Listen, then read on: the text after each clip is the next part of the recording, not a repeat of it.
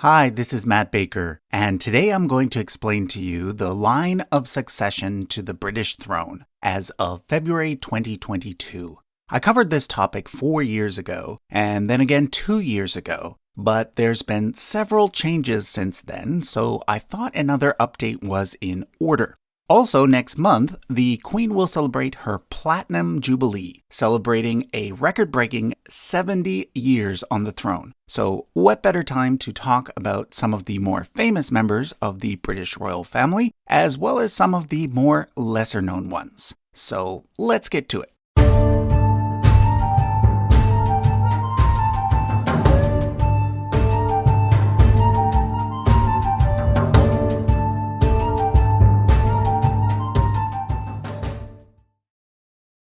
Currently, Queen Elizabeth has 24 direct descendants, 4 children, 8 grandchildren, and 12 great-grandchildren. These 24 individuals are thus the first 24 people in the line of succession. First in line is, of course, her eldest son, Charles. Born in 1948, Charles is also her eldest child. Some people mistakenly think that his sister, Princess Anne, is the eldest child, but she was actually born in 1950. Making her the second-born.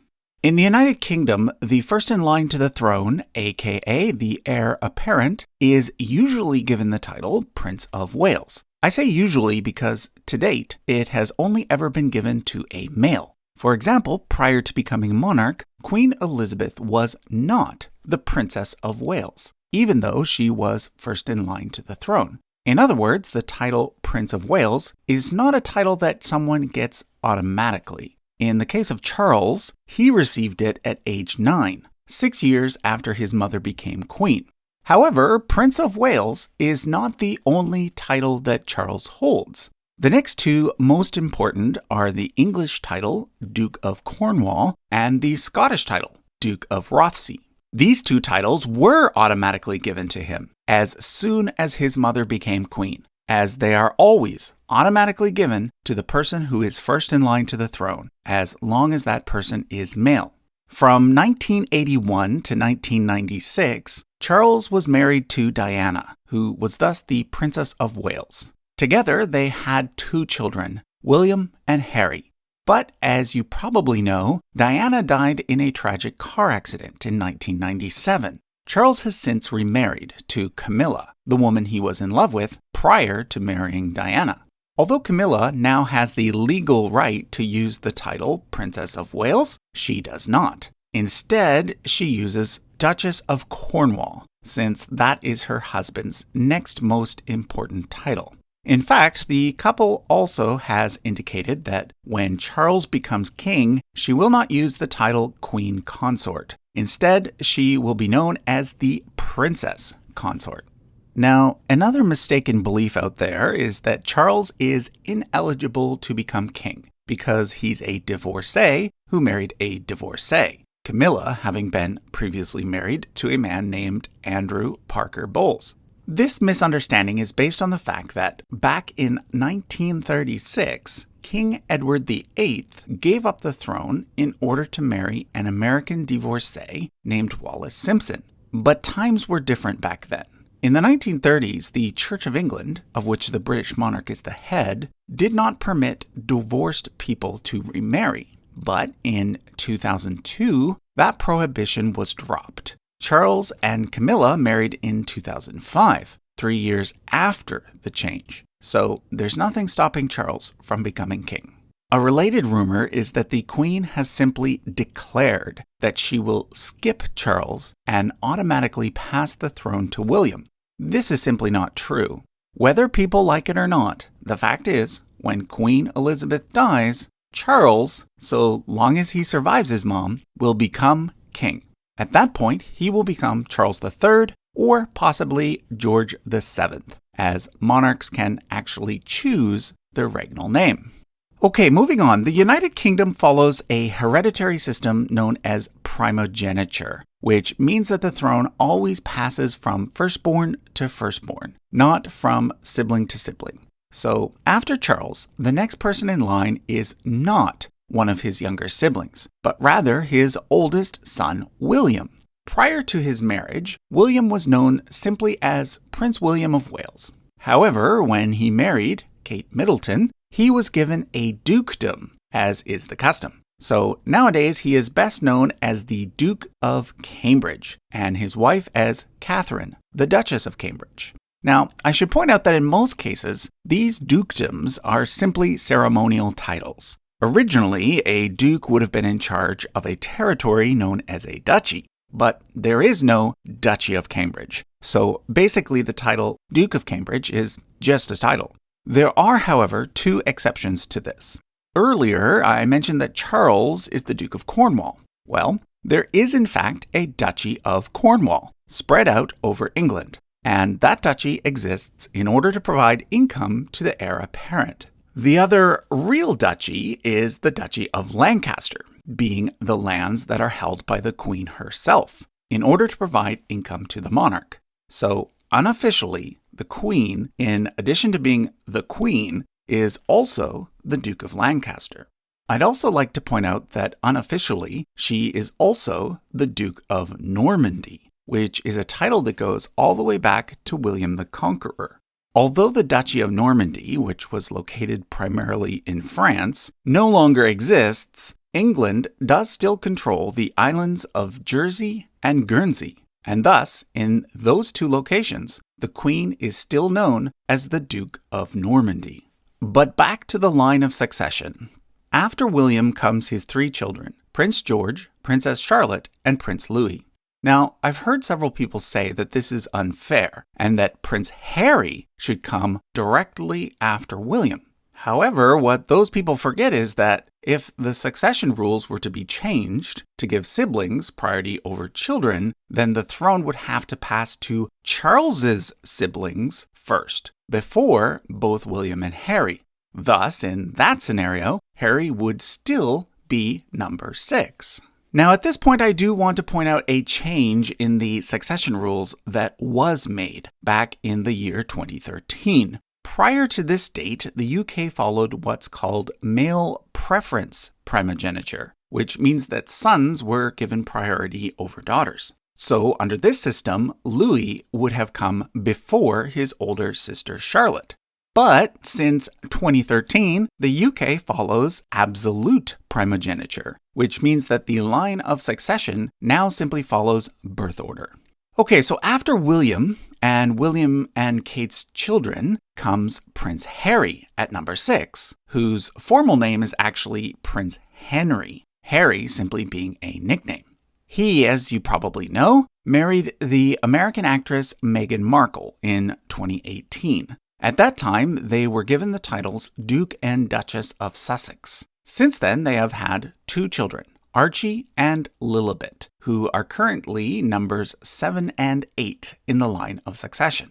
Now, at this point, I want to explain the terms prince and princess. Generally speaking, in the UK, this designation is only given to the children of the monarch, as well as the male line grandchildren. So, for example, the Queen's son Charles is, of course, a prince, along with the Queen's 2 grandchildren through him, William and Harry, since they are in the male line. However, although the Queen's daughter Anne is a princess, her 2 children are not prince and princess, because they are not in the male line. So take note that on this chart, anyone who is a prince or princess has a special crown symbol next to their number. Which brings me back to William and Harry's children. In 2012, prior to any of these 5 children being born, and prior even to Harry meeting Meghan, the Queen decided that any and all children born to William would receive princely titles, being that they would be in the direct line of succession. So only in this one exception would any of the monarch's great-grandchildren get to be a prince or princess. Now, this created a bit of a controversy once Harry had children, because his children were not given the titles of prince and princess. However, I should point out that once Charles becomes king, they will, legally speaking, automatically become prince and princess as the male line grandchildren of the king.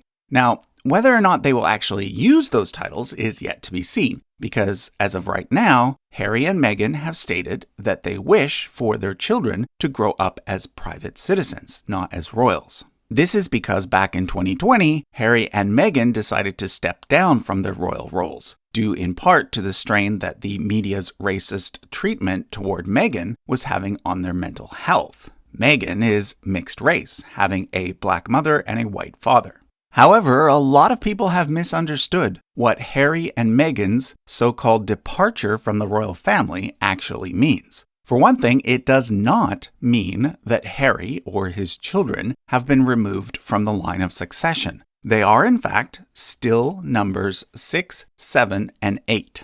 And Harry and Meghan are still a duke and duchess, as well as a prince and princess. Harry is a prince by right of birth, and Meghan is a princess by right of marriage, just like Kate. The only real change is that they are no longer working members of the royal family. This means that they no longer represent the Queen in any official capacity. They no longer have any royal patronages. Harry no longer holds any honorary military appointments, and both of them no longer use the terms His or Her Royal Highness. Now, all of this is important because there's a similar situation with regard to the next person on the list, albeit for a very different reason. As I mentioned earlier, the Queen's next eldest child after Charles is actually Anne.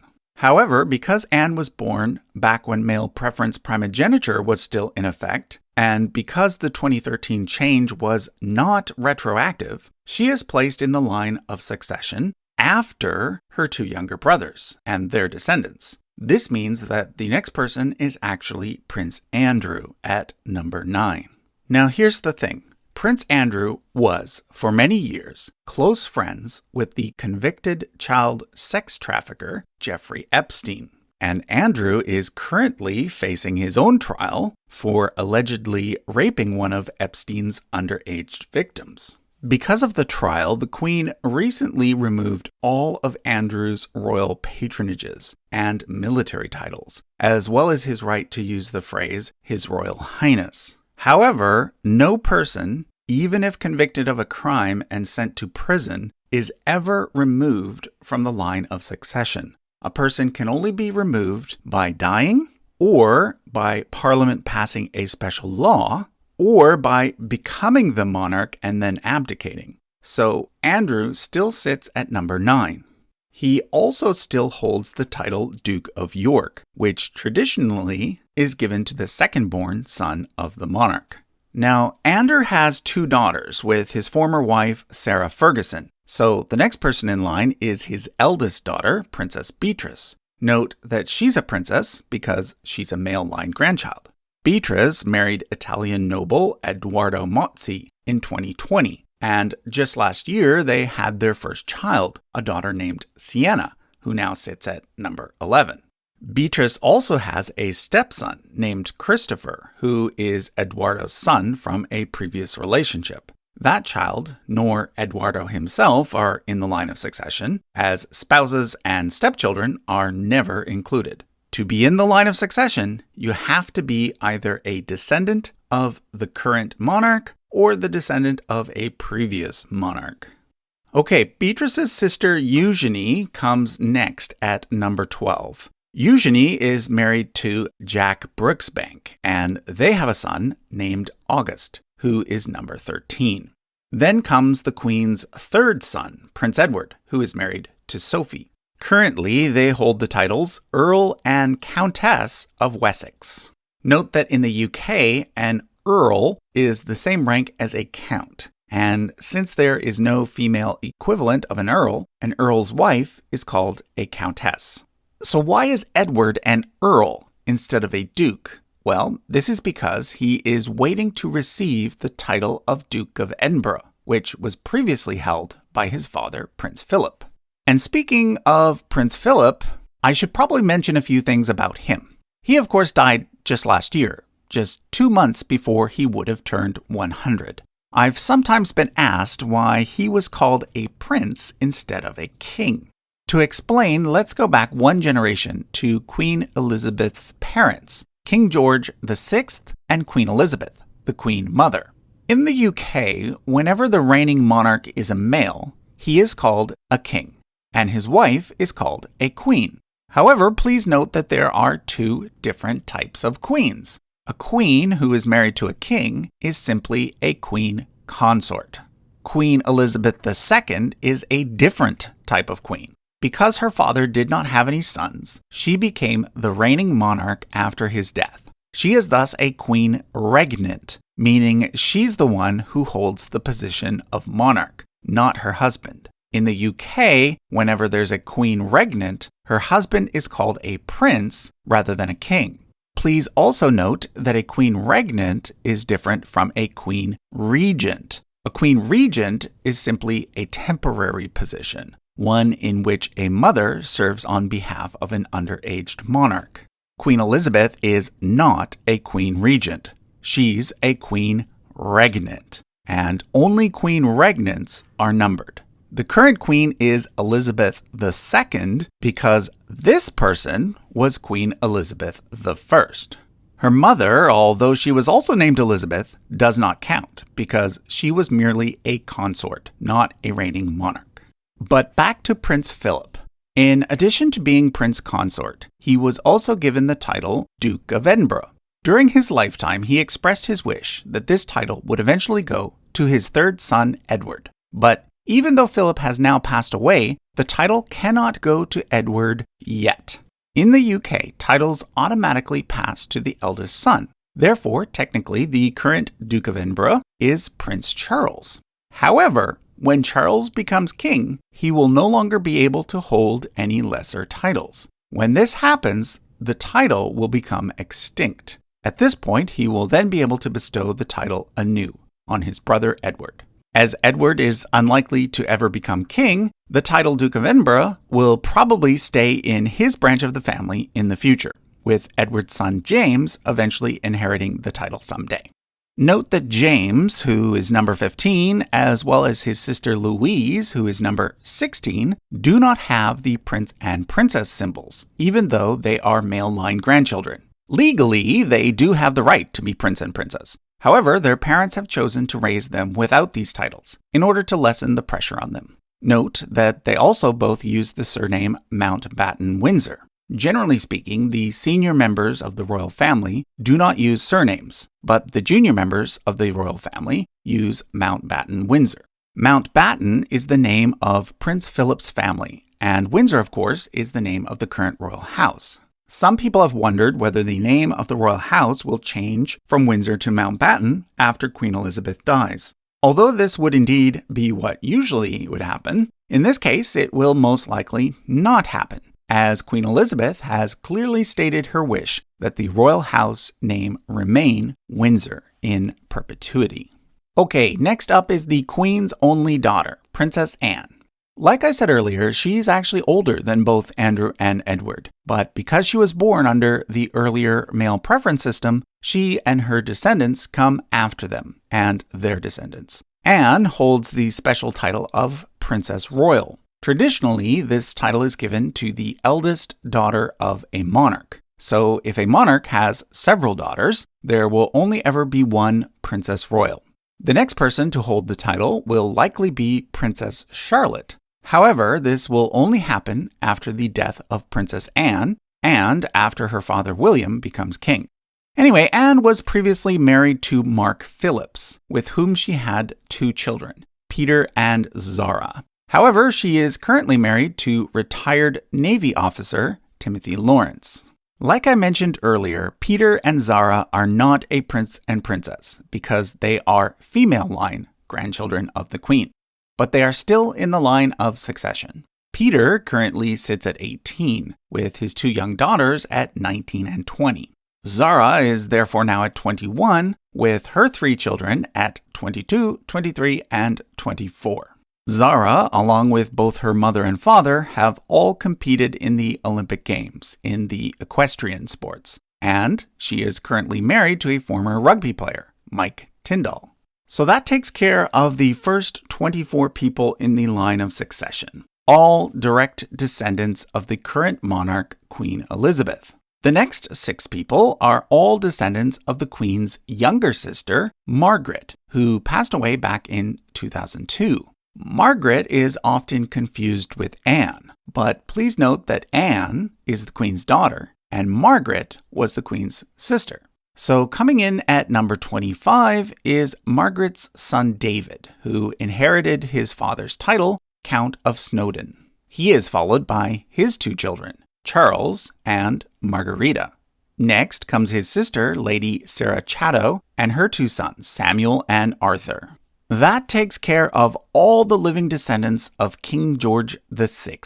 To continue down the line of succession, we thus have to look farther back in the tree. First of all, let me point out that King George's older brother Edward, who served as King Edward VIII before stepping down to marry Wallis Simpson, did not have any children. But even if he did, they would not have been included in the line of succession, because when he abdicated, he gave up his rights to the throne for both himself and any potential descendants. After abdication, he and his wife were known as the Duke and Duchess of Windsor. However, King George did have several younger brothers, and therefore the descendants of those younger brothers come next in the line of succession.